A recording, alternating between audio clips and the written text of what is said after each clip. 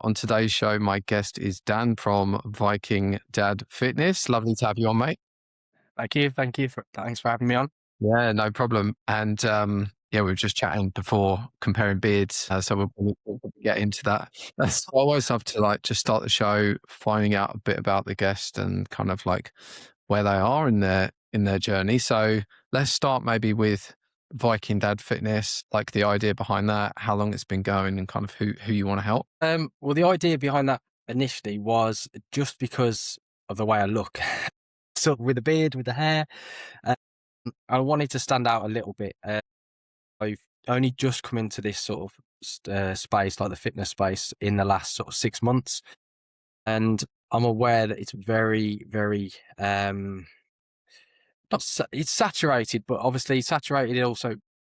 There's a good thing and a bad thing. Saturated means there's a call for it, and then obviously saturated means you need to really work hard and try and stand out from the crowd to sort of, you know, to get any work. So that's why I sort of came up, rather than just be my name, which is Dan Mortlock, rather than just be Dan Mortlock, the 39-year-old fitness coach that has just started, trying to like create sort of a brand for myself, and trying to create like an identity and something a little bit memorable that someone could think, oh yeah, that's Viking Dad Fitness. It's just trying to create a brand, to give myself an extra like leg up in this space, really. So that's the reason behind the name and the brand. And I basically want to help dads like me. I'm 39 years old. I've got 3 kids. I've struggled a lot with identity crisis in the past, like the way I look, feeling really uncomfortable on holidays, and even not taking the kids to the swimming pool because I feel self-conscious. So that's something I've battled with sort of through months and months and years of my own head. And I just now want to, I'm not completely sort of at ease with everything, with the way I look, but I want to help people become at ease. And like, I know once you hit 30, your energy drops, you've probably got kids, you've probably in a job now, settled in a job, you've probably got a mortgage, and naturally that sort of every weekend going out trying to look good, and you know, you're in the gym and you're eating really healthy because you're trying to maybe, I don't know, get attention and stuff, that declines. And I think that that's quite a slope to fall down when you hit 30s, and then, you know, 35, 36, you start looking at yourself and thinking, I really don't like what I see. And then your confidence, it affects your relationship with your kids, it affects your relationship with your wife. And I just want to put my own experiences and try and help people. I'm not interested in, like, you know, see these, they call like bro coaches and things, that want to get you absolutely stage ready and things and be really the aggressive approach. That's not my approach. My approach is to connect with the human, connect with the dad or the mum or whoever. I normally work with dads, to be fair, because I'm coming from that point of view. But I just want to connect with them on a human level and say, look, it's fine if you can't get to the gym 4 times this week or 3 times this week. It's fine. We can adjust your calories. We can adjust this. Basically, it's life. I've been with a coach before, and I've had friends that have been with coaches before, where they literally want you have to be at the gym 5 times a week. You have to eat this certain food, and it's just not life. If you're 21, 22 and you live at home with your mum and dad and money's not an issue and work's not an issue, you can do that. But for me, it's really important that my coaching comes across as, I want to help you as a dad, as a mum, as a real life person, real life experiences. Yeah, that's awesome, mate. I love Mm, you explained that, and yeah. I think kind of like body dysmorphia, if you want to call it that, like Uh, confidence in men, yeah. is something that's probably not really talked about like enough. I think like the majority of men probably struggle with that. Yeah. Yeah. Um, so yeah, I love that. It's a really, really powerful message, and I love Yeah. the approach too. Yeah. I mean, I think there's a lot of growing up. I mean, I'm 39, growing up in the era of, you know, the 90s and the 2000s, where it was everyone had to be skinny and then everyone had to look a certain way. That was very aimed at women. Like, and I think that's where the stigma around how a woman should look is a lot more sort of, I think, dramatized than how a man should look. Like men, for example, they feel self-conscious as well, and I don't think there's enough said about that. Like body dysmorphia for me has been such a big thing throughout the years. I mean, it's taken over holidays for me. Like you've gone on holiday and rather than just think, take my top off and get in the pool with the kids and with the wife, you're thinking, I've got to take my top off here. I've got to get into the pool. How am I going to look? How are you going to see me? How is that person going to see me? And that's a real hard thing to sort of overcome. I've found over the years. And no matter how ripped I got, no matter how shredded I got, it was still not good enough for my own head. And that's what I want to try and get across to people. It's like there's a way of coaching. You can get a load of people can get someone in shape. And it's not that difficult. Basically, you've got you track your calories, you get the workouts, and ultimately you burn more than you put into your body, and you can get in shape, you can lose weight. But for me, it's more about what's in here. That's that because if you're not happy in here, it doesn't matter how rich you look, how big you look, you'll never be happy. And that's what I want to try and get across to people: is that you sort this out, your head out first, then with how you look and how you perceive yourself and think, look, you don't have to worry about what they think. It's about what you think. And then naturally you become more confident in yourself. You become more confident with your kids, with your wife. And it's a little bit of a different coaching that I do. I don't, as I said, no, I'm not just, I can get you in this shape. Yes, I can get you in this shape, but it's more that I want to help people because I've been there and done it and it's not nice. It's not a nice place. Yeah, it's a really interesting conversation because I think like the other end of the spectrum is the body dysmorphia that drives people to steroids or um, just like you say, never feeling fit enough. Even though you look at them, you Yeah. look amazing. In here, they still feel like that little boy, right? That's like, Yeah. and I think like probably the majority of the people in the gym suffer with that to some degree. It's like just driving them to constantly Yeah. be better, which can have some positives in that it's a healthy routine, but also I think from a mental health point of view, that it can be quite damaging. And with social media, like constantly showing us the best of people as well. Yeah. Yeah, I mean that social media is.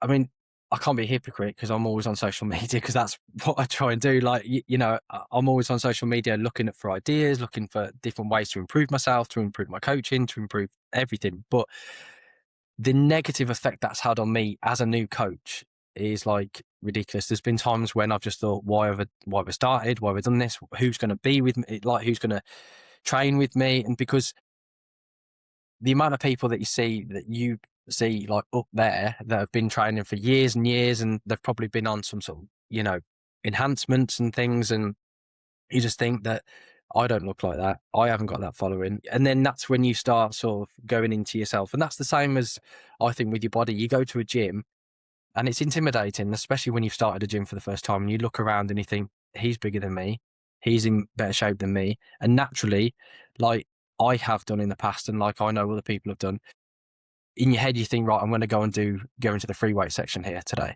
You walk in there and you see someone bigger than you and you think, no, I'm not. I'm going to go over there because they're going to judge me. And it's a vicious circle. And that's the same as social media. It's like sometimes you get scared to put content out, or you get scared to, or you hold back a little bit because of the judgment, the fear of being judged. And that's just the same as in your body and in your work. It's hard, and like social media is great, but it's also, you only see one side of things, don't you? You see the polished version, not the version of yourself or myself doing 100 takes of the same video trying to get it just right. And in the gym you don't see the fails in the gym and the everything that people have to go through to get in shape and the eating and stuff. You just see the finished product, and that is the problem with social media. But as I said, I can't be a hypocrite because I use it all the time. Yeah, same, right? Yeah. It's crucial for awareness because that's where Mm. everyone's attention is. But it's very easy to like follow what everyone else is doing because you Mm. assume that's what's working. So you can slip into some of these habits too. And Mm. I find that all the time as well with my marketing. I've like keep checking myself. Like I'll see an ad, I'm like, oh, that's a good idea, and I'm like, no, Yeah. stop copying people because then Yeah. you're competing Yeah. with people if you're doing the same thing. Yeah. Yeah. But what you were saying about saturation in the market. I think the fitness industry has always been saturated, and it feels really noisy when you go online because suddenly you see all the other coaches in your feed. Yeah. But it's about resonance. I think from the story you told at the start, where you shared a bit about your own journey, if someone hears that and feels seen and can relate to that, they are a million times more likely to work with you than someone that might have, 100 case studies of people Yeah. transformations, you know? Yeah. Yeah. Yeah. I mean, that is the thing that being at the start of you like your journey, you do think, how am I ever going to crack this? Because everyone's got hundreds of testimonials and they've got, they're in shape themselves. And yes, I'm in shape myself and stuff, but it's about the imposter syndrome of like, I'm not good enough. I'm not going to be able to break that barrier. Why would someone want to work with me when they could work with him that's 41, that's still in shape, that's similar to me, but he's got 1,000 other, testimonials. So I have found it has been hard. It has been difficult because then you start second guessing yourself. And then, like you've just said, then you start seeing content that they've done and think, shall I just copy that? Is that going to work? But then you lose your identity then, which Yeah, yeah. obviously makes you unique. Because at the end of the day, I know you hear it all the time, but people buy from people, and like, uh, I've spoken to people before regarding different courses and things, and I've gotten a phone call, and the course could be great, but if the person that I'm speaking to I don't get on with, then I don't do it. And as I suppose that's the same with coaching, that if you can come across, if you can really sort of connect with someone, then I suppose you look past, the lack of testimonials or and things like that. It's just about plugging away and just being yourself. That's what I found on social media, not copying other people, because the worst thing you can do, and what I've done, is I have like you copy that, you see something that works really well and you think, okay, I'll do that. So you put it into your own video. They've got 20,000 views and you get 1,000 views and you think, well, why hasn't that worked? And then it makes you feel worse then because you don't feel good enough. Whereas if you just do your own natural stuff, Yeah. you will progress, I'm sure. Yeah. And that's a dangerous trap as well of like looking at the data of your reels, stuff like that, where you start Yeah. this negative feedback loop of like, why didn't it perform? The amount of coaches I come across their pages, I'm like, wow, like this page is amazing and they don't have many followers at all versus else that's gone viral and their content's not good. Yeah. Yeah. But virality doesn't mean clients, right? Um, so I think that's the wrong game to play. Yeah. But like you say, it's about connection rather than content. Mm. And I started in the gym, so I see many parallels between online coaching and being in the gym as a PT. And if Yeah. you think about a gym that has a few thousand members, there's probably going to be like 10 PTs. That's really saturated, right? A limited amount Yeah. of people, all these people competing for the same clients. And the PTs don't have a wall of transformations behind them as they're walking around. Yeah. Yeah. Not necessarily the biggest, fittest guy that's getting Mm. clients. It's just the people that are connecting with people, being authentic, Yeah. with value and building relationships Mm. that make people feel seen, that build up the client base. And it's very similar online, but it can be harder, right? Because as we call it social media, but it's not particularly social. No. You often don't want to get into a conversation. So it's a slow game. Yeah. But yeah, I think I'm a true believer of like the more good and service that you put out into the world without Yeah. too much kind of sales intention, Mm. those people will want to work with you. Yeah. Yeah. No, that's what I hope. And that's what, you know, um, naturally, I don't want to become, like you said, tried to create a brand for myself because I want to be different from everyone else, and I don't want to fall down the trap of copying what they do, for example, because that's not how I coach. I, like I said to you before, I couldn't. Yes, you can get people in shape, but to me, it's more about that. To me, being like a 39-year-old dad that's been through like some of the things I've been through in terms of mentally, and struggling to get to the gym and beating yourself up because one of your kids is poorly, so you have to stay at home that day. But in your head in the past, I was like, I need to go to the gym though. And then so you probably your mood changes. Your mood will then change with your wife, and then it will change with your kids because you can't get to the gym. And that's the biggest mindset that challenge for me that I had to overcome is the fact that stop being so selfish, basically. Stop like it's life. Like you have to fit your training. And it's easy. People think it's really difficult to get in shape and to eat healthy when you've got kids and you've got a busy life. It isn't. You just have to be structured. Like you have to know what you're doing. And I'm not saying you have to eat, you know, rabbit food for every single day. You don't. Like I have a takeaway and the things that, with the kids and my wife on the weekend. I have enjoyable foods, and you've got kids yourself, so you know that there's always little scraps of food around and things, and you're always picking. But majority of my diet, I'm sensible, and I know what works. And for someone to be in shape, they only really need I think, a small coaching window where they can understand what it takes to be in shape. Because so many people don't understand what it takes to be in shape. Once you've got that basis, yes, you might you will probably need the accountability. That's the biggest thing. But once you've got that basis, you know what works for you and what doesn't. And like so many people that I've spoken to, and they can't understand why they're putting on weight, or they can't understand why they're losing weight. So they'll tell you what they've eaten, but they won't tell you the 10 cups of tea or coffee that they've had in the day with 2 sugars with milk. They'll tell you you've had 2 pieces of toast, but how much butter are you putting on? Like that makes a difference. And little things like that, once you've been with a coach, you understand it. And that for me is like one of the biggest things, like with the rise of AI and things. AI is good in the fact that it can help coaches like me, like you, can help coaches with different things. But if people think that coaches are going to die out and everyone's going to get in shape by using ChatGPT, then I think they're wrong, because you might think, I don't need a coach, I don't need to spend X amount. I can just ask ChatGPT myself. I'm 6 foot, weight X amount, and I want to lose weight, and it will give you a step-by-step plan. But the thing is, you're not accountable to it. The accountability is the biggest thing I've always found when I've had coaches myself, or that's the biggest thing, because you don't want to let yourself down, but ultimately you don't want to let them down, because you've got to go to them and say, I haven't done this week, or and it's the accountability is the thing that AI can't do. And it's great for some things, but I don't think coaching will die out, because I think people need humans like me and you to be accountable to.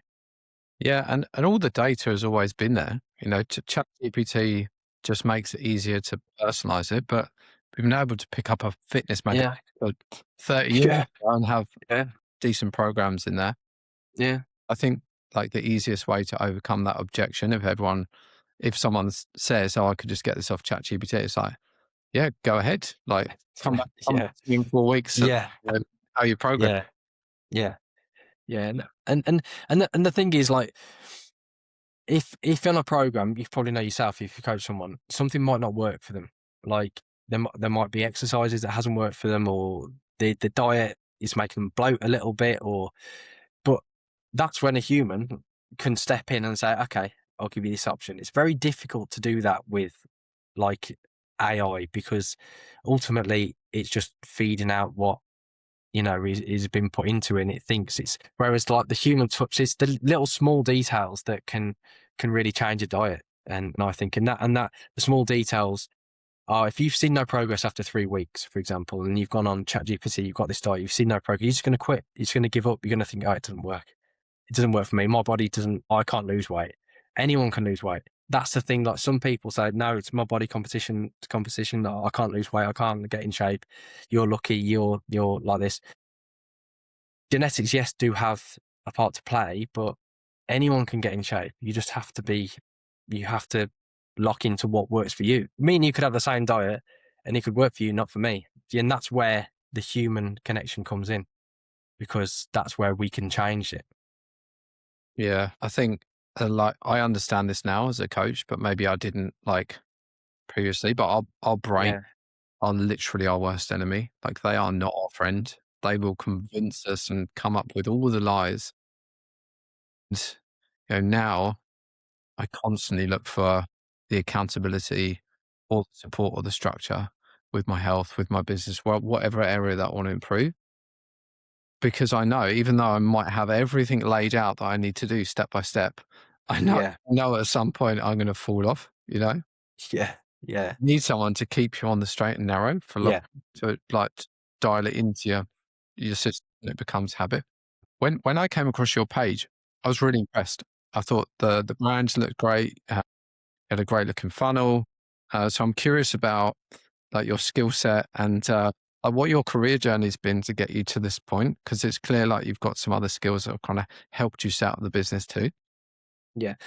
Well, I've always had a business background, because since leaving school, we had basically a family business. There was my dad that set up this family business. It's a furniture business, local furniture business. So naturally, I went from school, 16, had no 6 weeks holiday. It was literally just, right, you're working now and that's it. So I went straight from there, started off like at the bottom, like doing the deliveries and things like that, and then worked my way into the office and then become like director. And then we scaled that business. When we started, it was £5,000 to £6,000 a week maximum. Into last year, it was taking like into the millions, like every week, 50, 60K a week, which scaled massively. And a lot of that was to do with social media, social media and the rise of social media, because of getting out there on, ads. Paid ads was the biggest thing that we found, that I found. And I did the social media for that. So I had a bit of a background of social media and how to sales and how to run a business and social media. So I had that as a bit of a base. And then last January, when family businesses, they come with they're great, but they can come with their complications as well with things. So last year, when I felt like I needed a change, I took a digital marketing course because I wanted to give myself another option, something where I could find that I could put other skill sets into. And so I took a digital marketing course, learned how to, like you said, the funnels, learn how to create funnels, learn how to like brand yourself, learn how to create content and things, and did that on the side while I was working my job. So I was learning every night, 10 o'clock at night, kids are in bed, wife's in the bath or something. I'd get my laptop out and start learning, every night for an hour and a half, just to give myself a skill set. And yeah, that's where that's come from, because I knew that I always felt that I think it's because I went from 16 into the job, and then I've been there, and it's like, I never felt challenged. I never felt that, I always felt that I could do something more, and I wanted to do something for myself. Yes. I was now a director at a business and I was comfortable. Money was comfortable. My life was comfortable, but it seems strange, but I didn't want that anymore. I wanted to challenge myself. I thought it'd become a bit samey all the time, and there was no goal that I was trying to achieve. Ultimately, I was at a ceiling in this business, and I wanted to create something for myself. Like I said, I've built a business up from there to there, and I wanted now to do that for myself. And that's where it came in by, what can I do online? Because everyone searches that. I mean, the amount of people that will search, how can I make money online? How can I do this? So that's where how I can do the funnels, how I can brand myself, because I've basically learned a skill.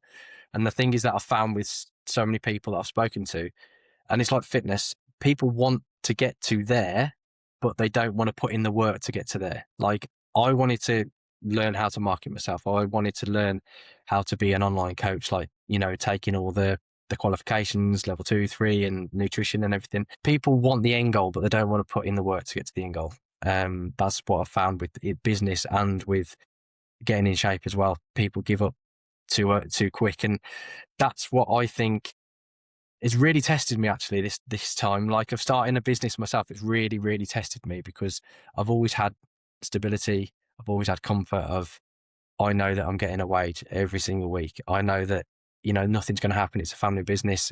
I'm comfortable. So to step out of that and to really do something for myself, it's a big, big challenge, but a challenge that I wanted, and a challenge that it comes with its difficulties, but I think it's beneficial, because for me, I want to help people ultimately. Like, obviously everyone has to make money. Everyone's got bills to pay, but ultimately I want to help people. I want to help people that I've been in situations where I've had to seek professional help from people, from therapists and stuff, just because of situations I was in and how I view myself. And I've been And it was, no one really knew that I was in that place, other than my wife sort of saw me down and things. But I was going to work, and no one really saw the impact everything was having on me. And I think that with a lot of people, they're in the same position. So going through that, that's why I've gone into coaching, because I know that people are in the same position that I was. And to be able to help people get through that, that's really important to me. Not just getting someone from A to B in shape, but from helping someone, because my mindset now from now to 18 months ago is totally different. Totally different. Yeah, I think that's so powerful. I think a lot of people go through this transition in their 30s and 40s where they look at their life and Yeah. I had a corporate career and I started to think, like, why am I doing this? Yeah. And like you say, you can have a great job and a great wage, but what impact are you making? Are you changing? Do you feel of service? Do you feel like you have a purpose? Mm, So yeah, I think everyone has got a duty to pass on the knowledge that they've mm, accumulated and the challenges that they've been able to overcome and help us, yeah. you know? And I think that can really give fulfillment to Yeah. us, even if it means you're not earning the same wage, right? You still Yeah. feel happier in yourself. Yeah. Yeah. Um, I'm curious to know with kind of marketing a business and marketing yourself, what I've seen with coaches and from my own experience, it's like it's easier to market this thing, this business that isn't you, that you can, pick up the phone and talk to people about and sell it. But when it's you, your service, suddenly it's like it feels harder. Have, Yeah. have you experienced that? Yeah. Yeah. Yeah. Yeah.